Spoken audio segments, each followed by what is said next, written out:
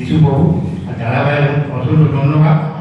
আমার সাক্ষ্য হচ্ছে আজকে এমন হয়েছিল, আমি যা সামনামি আন্দোলনে পড়ে গেলে হাতে রয়ে যাওয়ার পড়ছিল। আমি পারবো বলে আশাও ছিল না। যাও তো যিশুবাবু আমাকে যা উদ্ধার করেছে, মানে এত যে হবে আমি ভাবতে পারিনি। আমার মানে বাড়ি থেকে আসার পর থেকেই হলো যে এখানে প্রচুর বাড়াবাড়ি গেছে, পড়ে গেলাম আমি, কিন্তু আমার এখন একবার সুস্থ এবং সুন্দর হয়ে গেছে। আরেকটা সাক্ষ্য হচ্ছে আমার হচ্ছে আমার হচ্ছে যারা করতো 1-1.5 বছর হয়ে গেছে।